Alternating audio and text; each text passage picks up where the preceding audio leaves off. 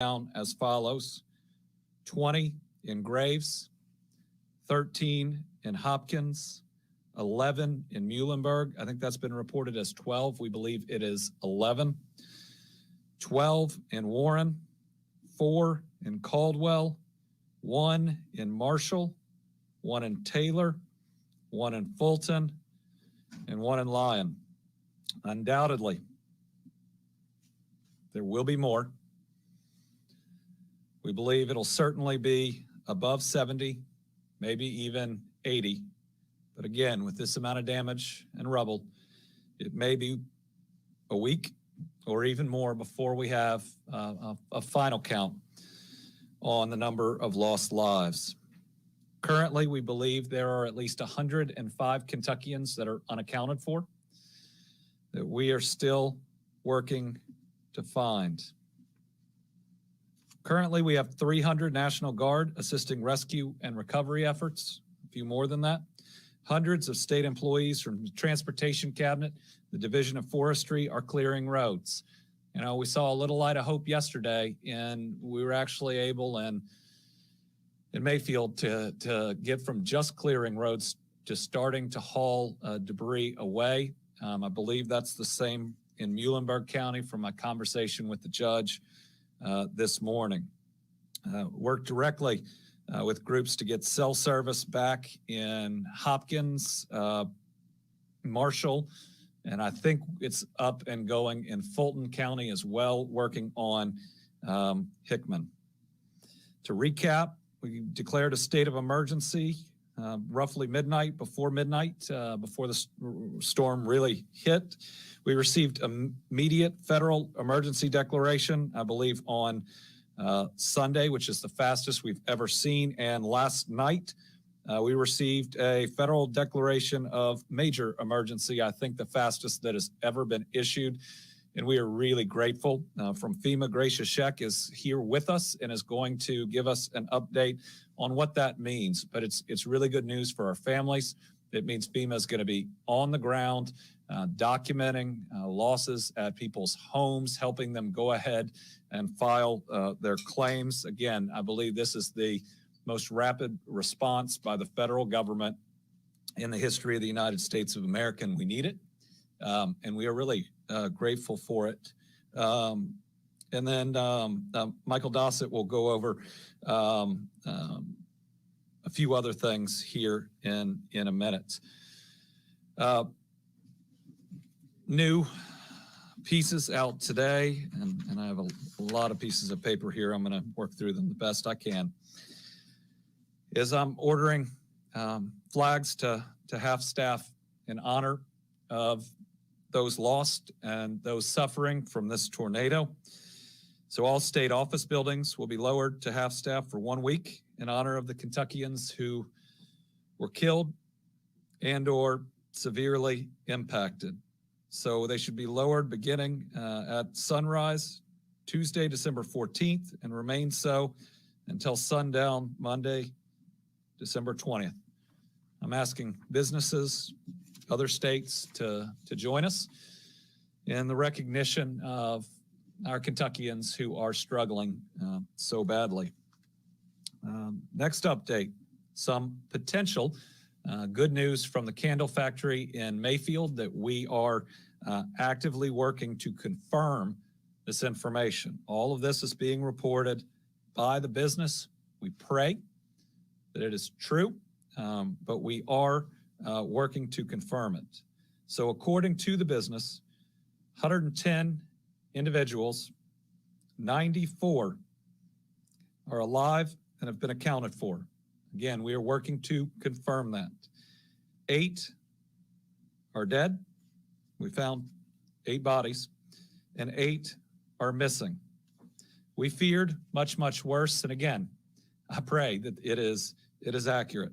But with no phones, with 15 plus feet of wreckage that had a dozen backhoes trying to pull things off of it, there was no way at the time to know how many individuals made it out. So we very much hope that that is true. We have opened up our state parks for housing for impacted families. Pennyrile is already full. I think we have 100+ adults and a lot of kids that are out there. We're going to guarantee at least 2 weeks of stay. There may be other options by the end of that, but we're not going to let any of our folks go homeless. We currently have distressed families at Kinlake and Kentucky Dam Village.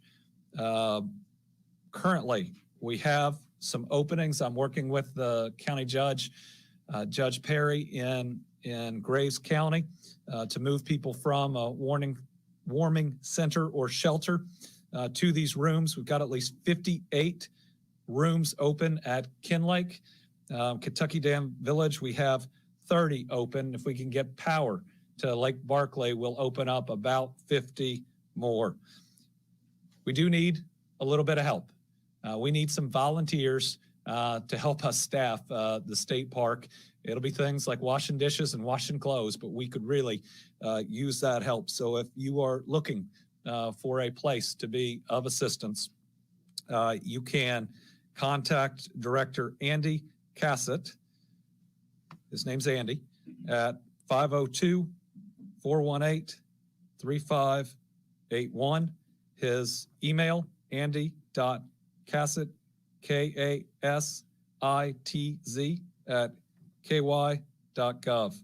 I hope he's flooded with calls and emails, and we can put as many people to work helping our people out as possible. Just a few more facts about those we've lost. 18 are still unidentified. Of the ones that we know, the age range is 5 months to 86 years, and 6 are younger than 18.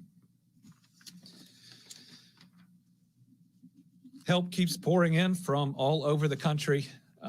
Thank you to everyone. We feel your love here in Kentucky. The Team Western Kentucky Tornado Relief Fund, now 31,279 donations, over $4 million raised into it thus far. Do we have the website? Those that would like to help us, that's teamwkyrelieffund.ky.gov. This is a fund associated with the state. It's going to be fully transparent on how it is spent. There will be no administrative fees taken out of it. All of it is going to go to help these families. Today, we're announcing the first expenditure from that. We're going to be providing $5,000 in burial expenses for each family that has lost a loved one. We're going to ask the funeral home or group helping out to not charge the families beyond that $5,000. We at least have to be able to grieve together, and no one's going to have to apply. We're going to work with our vital statistics group for everyone who's been identified, and we're going to work to reach out and contact those families directly.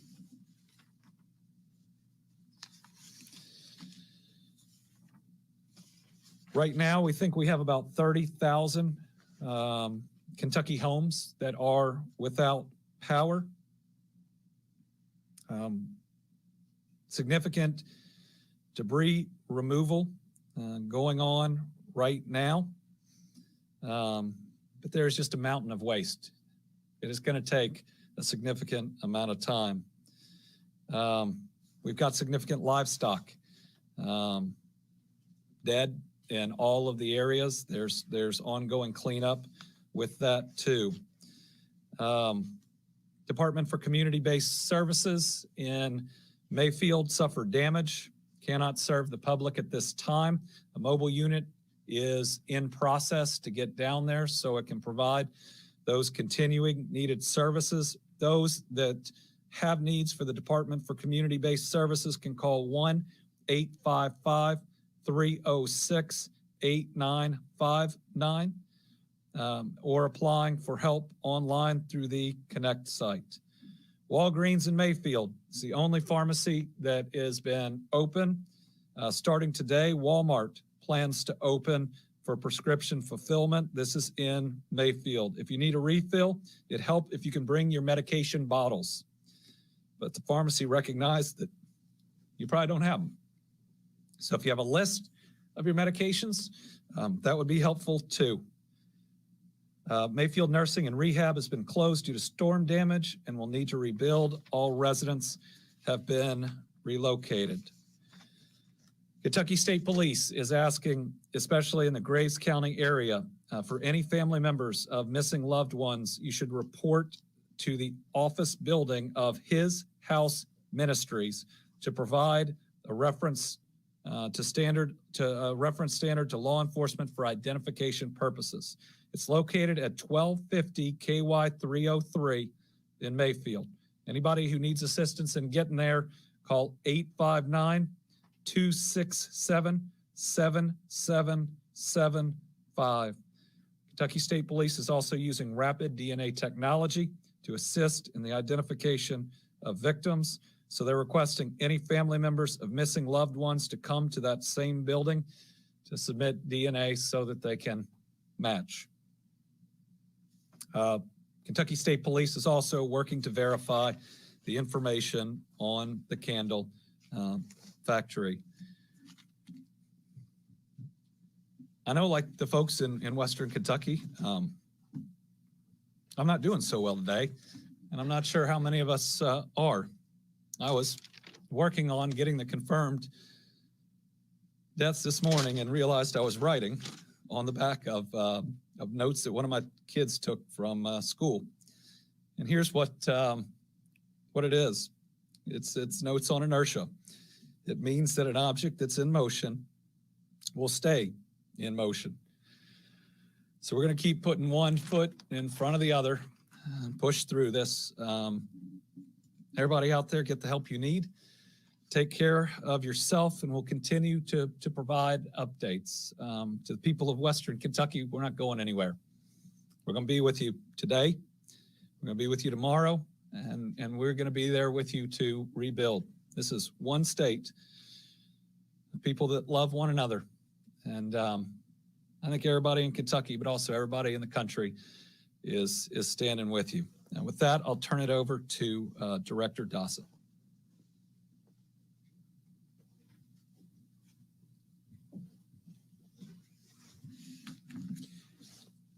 Thank you, Governor, and good morning. So I'm going to give you an overall update of operations. The state EOC is in operation at level 3. We have an extraordinary complement of state and federal personnel, probably numbering 80 to 100 right now. These folks will be on duty each day and every day, including the weekends, to answer the requests from our counties and to render assistance. So we have representatives from the Kentucky Transportation Cabinet, the National Guard, forestry, law enforcement, energy sector, sheltering, volunteer organization, parks, Red Cross. We've established an aircraft command and control section for overflights to survey the damage. So now I'll go into some of the power numbers. And the Governor, there's been some good news. Within the last 10 minutes, the numbers dropped again. We are literally at 28,531 outages as of this moment. This is a remarkable outcome when you look at the damage that has been impacted across our Commonwealth. So approximately 95% of potentially impacted power lines have been assessed. That's a big thing. In most of these events, the power companies can't get to the lines even to perform the assessments. So 95% have been completed. Now, there's some bad news with the good news. There are still 29 transmission lines. These are the lines that feed from the power plants. If you recall in the ice storm, you saw collapse of these massive towers that run across our state. We have had that, and the restoration will be weeks to months for these. So we'll have a small number that feed off these transmission lines that are still out. We have at least 97 power structures damaged. Several local power companies have extensive damage to their own distribution systems. and they're underway, certainly.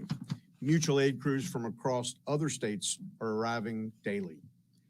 We have, and this is just an estimate of 3 companies, and we have a number of them, and I'll go through them. We have 8,000 power poles. These are the ones in your neighborhood that are down. They have to be dug, replaced, wire strung, so it's a massive effort.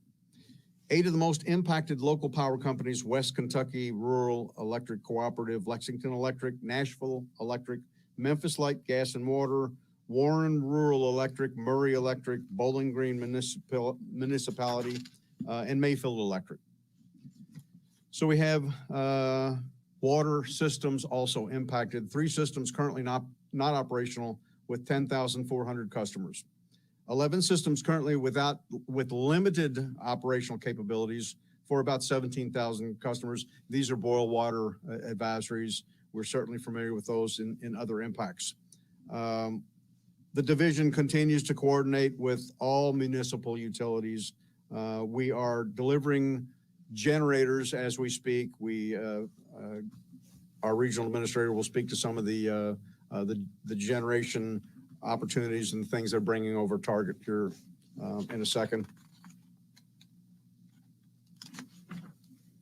In Graves, in Mayfield, they're experiencing overload in some circuits, and that is to be expected because of the level of power that they're trying to restore. Generators arrived at Mills Nursing and Rehabilitation this morning, and they've restored heat. We're coordinating with FEMA, the U.S. Corps of Engineers, and Department of Public Health to provide water. Certainly water is in high demand in Mayfield and in other communities.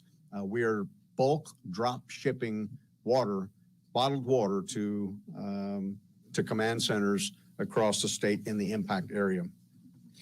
We have requested and received, and again, folks, I can't stress the amount of federal support that came so quickly.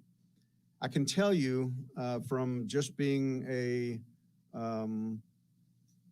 veteran of now 17 disasters, it takes time to get wheels rolling. We had USAR teams, these are federal urban search and rescue teams, on the ground before I had finished submitting the request.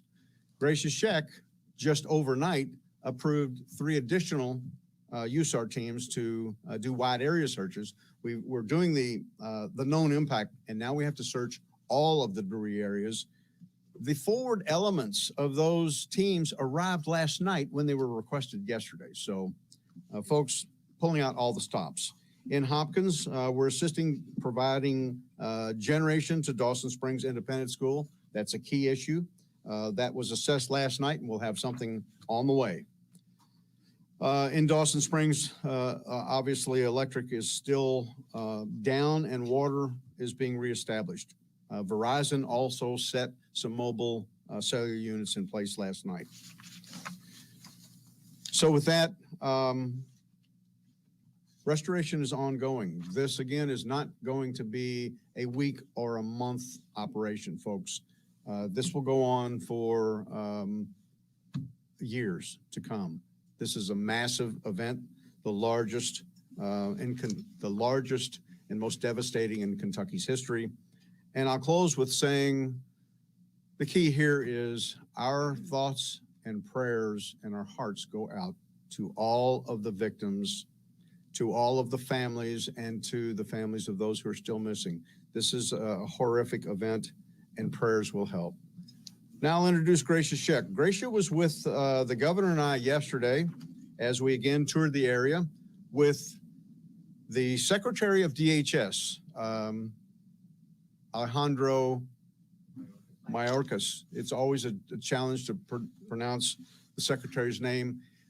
And also Gracia's immediate boss, the FEMA Administrator, Deanne Criswell. These were remarkable folks. I spent the day with them. The governor was with them. They get it and they care. And Gracia, in syncing with Administrator Criswell and Secretary Mayorkas, had our application all the way to the White House with approvals, waiting for the signed document. and that's how quick this thing moves. So thank you, Gracia, and please update us on FEMA.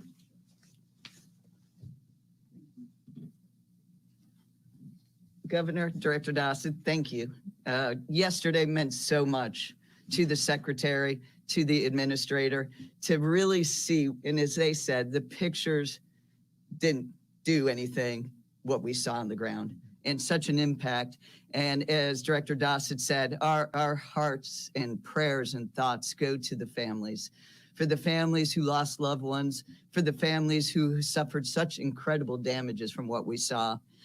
And last night, as you heard, the president did declare a major declaration, and this included 8 counties, and I'll read those counties off. It is for Caldwell, Fulton, Graves, Hopkins, Marshall, Muhlenberg, Taylor, and Warren counties. And that's just the beginning. We will work with the state on identifying other counties to get them added on. What this means is that there is assistance for individuals, for homeowners, for renters. They need to apply for FEMA assistance. The administrator did say yesterday, the first line of defense is insurance. Make sure if you have insurance, that is you've already called them. But we also encourage everyone to apply for FEMA assistance. And that comes in various ways. And I know we've given the slide to the governor's office, so we'll make sure that gets out there into the media. You can go to the app, you can apply online at disaster assistance. I'll probably make it easier, I'm sorry. disasterassistance.gov. One word, disasterassistance.gov. Or you can call the FEMA hotline at 1-800-621-FEMA, and that's 1-800-621-3362. We will have people out, their disaster survivor assistance teams. They're going to be out in those counties that have been declared. And we may even have people as soon as today. I will get an update of that, but you'll see them. They'll be in FEMA shirts. They'll have a FEMA ID, and they'll be carrying an iPad. They're going to go door to door. They're going to go where they see people working on their homes and try to get them registered and making sure that they're already into that system. And a person will receive a 9-digit number, and they need to make sure they keep that number because they can keep going back online and checking their registration and the status of that. So, don't hesitate when you see a FEMA person with FEMA ID come up to you and talk with them, because you may also be able to tell them where we may find other survivors to bring that assistance to them and get them registered. That is the key message today of that, is to register, register, register in any one of those 3 ways. And there's going to be various forms of assistance available to those that are eligible. And that's in forms of a low interest loan with the Small Business Administration, to grants, which could include temporary housing, rental assistance, repairs, other needs assistance, such as medical. We heard people lost their prescriptions, dental, and funeral assistance. So again, I encourage everybody to register. And when you register, one thing is important is to make sure you give a number of where you can be reached. You may be staying with family and friends. You may have lost your cell phone. Make sure you give a number of where you can be reached, because a housing inspector will be reaching out to you. So that's the disaster assistance piece. Now, what came along with the major declaration for those 8 counties is also Category A. Counties were already declared for Category B, which was emergency protective measures, overtime, things that you did in times of the storms, for the police, the first responders, the vehicles they used, but also it was available for debris clearance, pushing debris off to the roadside. Now they have received Category A, which is debris clearance or debris removal. That is the actual removal of debris, that they may be eligible to be reimbursed up to 75% by the federal government. So I know we spoke about it yesterday. I encourage those public officials to document. We will have people out on the ground. We have FEMA people, Army Corps of Engineer people out on the ground doing debris surveys. They're linking up with the local entities to help guide them through what they need to do, but also looking at possibly private property debris removal, demolition. I know that's a lot of questions that are going to be asked. So we'd like to get those answers as quickly as possible so everything is done the right way so that it could be eligible. And then also we have subject matter experts looking at the water and wastewater systems to see what we can do for emergency repairs, because we know it's important to get those up and running. So we will be working with the locals and state. And again, all of this is in support of the state. They are locked tight with us. There's no shadows between us. So that's what we're doing. And as Director Dossett spoke about, yes, we have 4 urban search and rescue teams on the ground, one being at the Candle Factory, where the 3 others are in Graves County, and they're doing the primary and secondary searches. They've already begun those this morning. And you'll see mobile emergency response support vehicles supporting all of these field elements and the communities with communications and helping them in the short-term need for communications. We have housing experts on the ground today because that's a big question also. We know that there's going to be a need for housing. It's how we get there together, because we know Kentucky's resilient and we need to work together to get to housing. And we're going to strategize with the state on this. And this is for both short and long-term housing. And then in regards to commodities, we have water, meals, cots, and blankets for 15,000 people per day. And we continue to move trucks in every day. And then, as was discussed, we have additional water that's already been delivered. And Director Dossett, we together have been able to do assessments for generators and provide generators to critical public places. So again, it's a great partnership that, we are here to support the state in any of their needs, and we will continue to be here. So thank you again, Governor.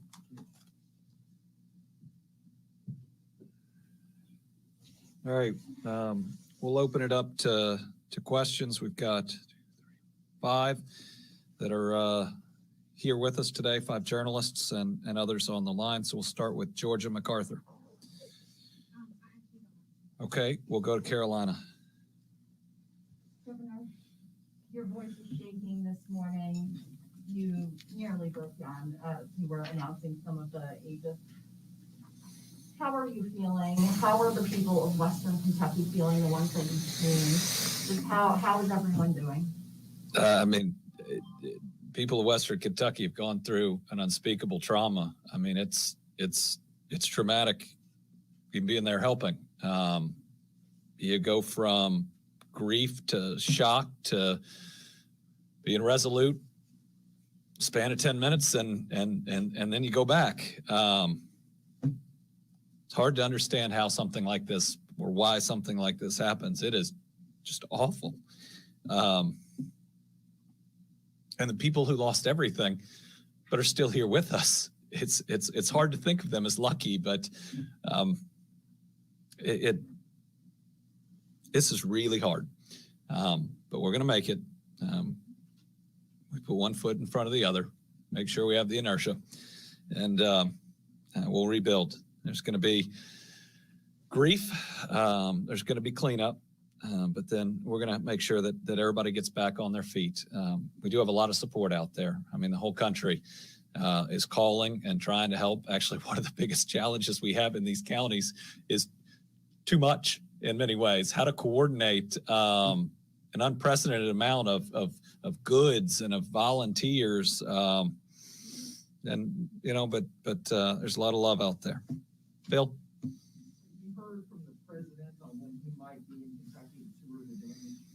We have heard that the president is coming to Kentucky, and we are working to coordinate a visit. We don't have any details yet about it, but President Biden called me 3 times on Saturday, and you know has moved faster than we've ever seen on getting us the aid we need. We will welcome him here. We will thank him for his help, and sadly, we'll show him the worst tornado damage imaginable, certainly the worst in our history. Tom. Thank you, Governor. I'll throw 3 quick ones at you. Are we going to have more Kentucky Guard members activated? Will the housing that FEMA helps with, will that include the trailers that we remember, like from Katrina and what have you? And can you, for clarification's sake, explain what a reference standard is? Most people don't understand what that is. Is that DNA? Is it photos? Is it? So they're going to need the Kentucky State Police, if you're missing a loved one, are going to need information, photos, whatever you can bring about your loved one that would help identify them. I'd bring, as much as you can, and then they're going to take a DNA sample from you if you were related to them, probably for the worst case of the worst. And we still have unidentified bodies. We will call out as many National Guard as are needed. We in many ways, it's almost limitation by equipment, right? Because what is needed, there is still search and rescue going on, but at some point that will switch to debris removal. We're assisting in some law enforcement capacities, but as power gets back up, that'll probably change too. If we need more, we'll have more. And what was the last one? Oh, FEMA housing. So FEMA housing is an ongoing conversation. We want to make sure that we get the most effective form. I think there's RVs. I think that there are, the type that you referenced. One thing FEMA's learned about us, though, is we take care of us. And people have opened up their homes already. And every time a house has power that comes back on, it's not just one family that's going to it. It's them and all their friends and maybe somebody they met just the day before. Kiati? Good morning. Good morning. As we're learning new details this morning from the panel captain, going forward, do you have any recommendations on procedures or different scenarios that could take place if another event like this could take place in the future? Well, it's too early in where we are to know any changes that ought to be made in the future. I believe that this is going to end up being an E5 tornado, which you can have the warnings, but what do, right? The homes this hit, if you haven't been down there, it didn't take the roof off. That's what we're used to seeing with tornadoes, right? That if you get to your safe place, you're safe. You get to the basement, you're safe. There's no safe place when you get hit by something like this. I'm sure that we will look at what procedures the facility had. That's natural, but it's still too early, and we may well have to live with the idea that some storms are so powerful that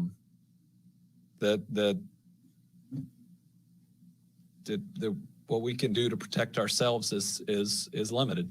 I really hope the information is correct and is verified, because if 94 folks are safe and accounted for, that's the miracle we've been hoping for a couple of days. Very first place I went was that factory, and the 94 must have been folks that had left before, because it's hard to imagine surviving once it hit.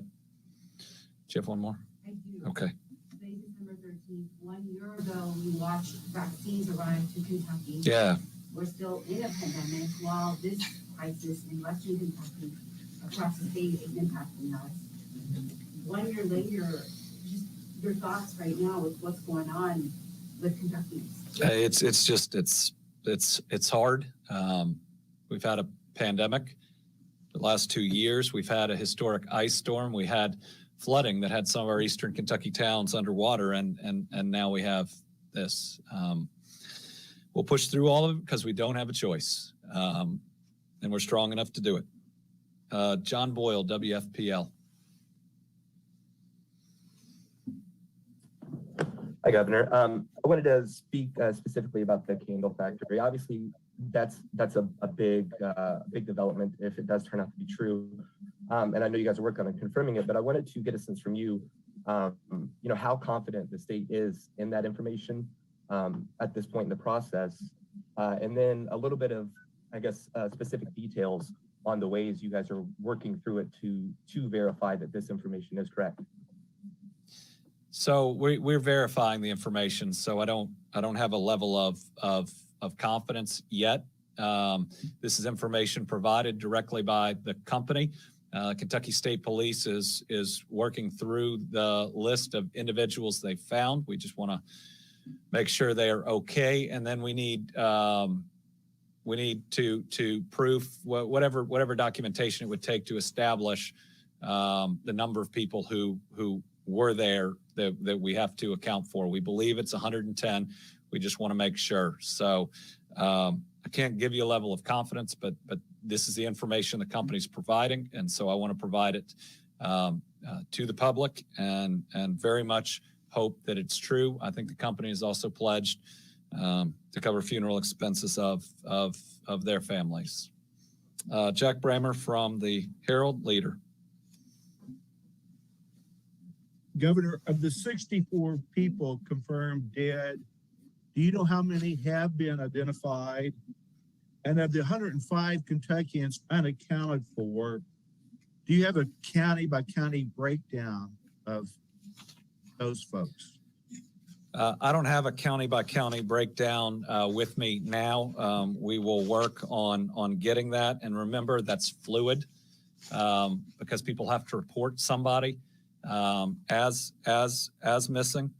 So 18 of the 64, to my knowledge, are unidentified. So I'm not going to try to do math up here, but if you do the subtraction there, you'll get the identification.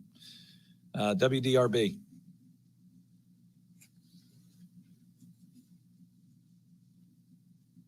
Nope. Okay. Newsy.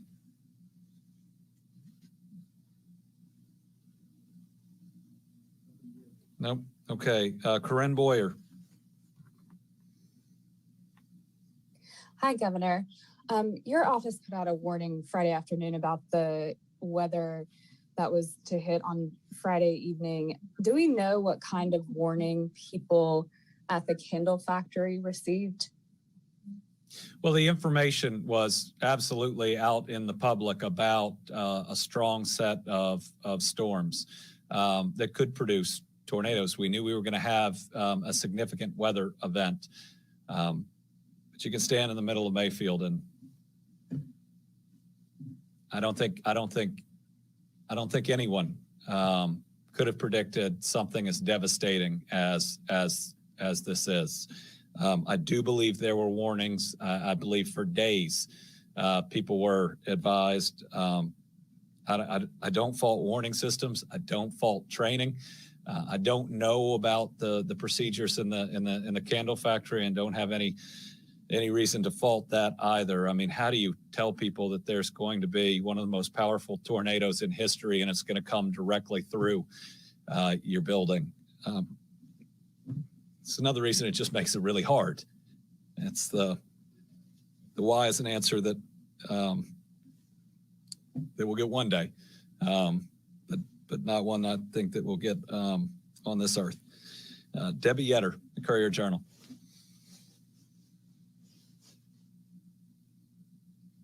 Hi, Governor. I'm here. I wanted to ask, in terms of the candle factory, have the owners been cooperating or coordinating with emergency authorities? And ultimately, whose responsibility is it for establishing the deaths? I presume they aren't the official person to do that. And finally, is the search and rescue still going on at the candle factory? And what are you all finding? So the owners made several contacts yesterday, including to my office. We put them in touch. We were standing in the room with the coordinators there on the ground. The company does know or should know, right, who was there, who works for them, and so they're an integral part of being able to contact folks. And remember, you couldn't contact folks for a significant period of time. In fact, I was working with AT&T directly yesterday that got 3 different counties up that had been entirely out, and it's really hard to do search and rescue to help to communicate with each other without it. The Kentucky State Police is the group that's currently verifying the information, and once that's verified, it will become official. Again, really hope it's real. Remember, there's still if the company's information is correct, there's still at least 8 unidentified individuals. So that operation is continuing. Right now, it's pretty much 2 12-hour shifts. One Louisville and one Lexington are managing. They sent down some incredible folks, well trained for it. They're coordinating with Mayfield's fire chief. Both the fire chief and the police chief in Mayfield are doing a phenomenal job. Police chief talked yesterday about how he had to take time to figure out which of his officers have homes anymore, that they'd been running for 36 hours before they could breathe and say, do you have any place to go home to rest? But the fire chief specifically wanted to thank Lexington and Louisville, and so many others out there. But the mayors of both those towns have reached out, have said, what do you need? Put them in direct contact with others. But everybody out there, I mean, when I was in Dawson, most of the volunteers were from Madisonville, which had been spared and had come to help. Jen Bellissimo from Fox 17.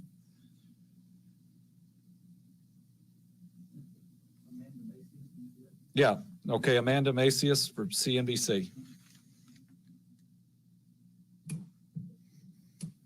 Hi, thank you so much for doing this. I wanted to ask about the initial cost assessments for the damage to your state, and if you think you have enough of the financial assistance or you may potentially need more. And my second question, are there any big businesses or corporations that have reached out and pitched in? Oh, there are so many. I almost want to say that every business has called or tried to call. I had a voicemail from the CEO of Amazon. I guess he's the CEO of Amazon. He can find my number. And his first name's Andy. Who knew? But all over, and it's actually really hard to process the requests when it's wild when you have like a Fortune 50 company and you say I'll make that call back when I can. The love has been unbelievable, and I guess that's what keeps you going, both from your neighbors and the rest. I don't have yet an estimate on damages, but it's in the hundreds of millions of dollars at least. I said this yesterday. There is not a lens big enough to capture the devastation, and everybody who's come in from FEMA and Homeland have said the same. You stand in the middle of Mayfield or Dawson, where 2/3 of the town are gone, or in that town of Muhlenberg County, and it's almost crushing how it feels. But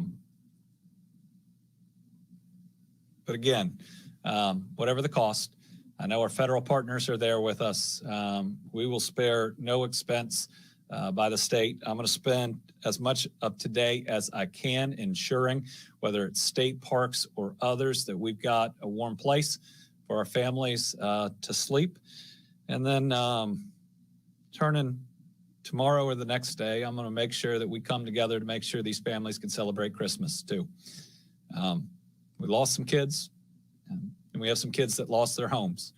And at this time of year, especially as a person of faith, I want to make sure that we can be there for them. And I know now I said that there's going to be another round of support that comes out there. All right. I appreciate it. Oh, Karen Czar. Karen, last question, because this is about all I can do. Thanks, Governor. I apologize. I actually had to. Thank you to you and thank you to your team for getting us info so quickly over the weekend. First, to citizens who want to go in and help, I know you had said it's best for people to stay away, but are there any types of expertise where it would be a help and not a hindrance? And then the second question is, obviously, this also brings out the worst in people. We've seen some of the best, but how do you identify and report scams? Thank you.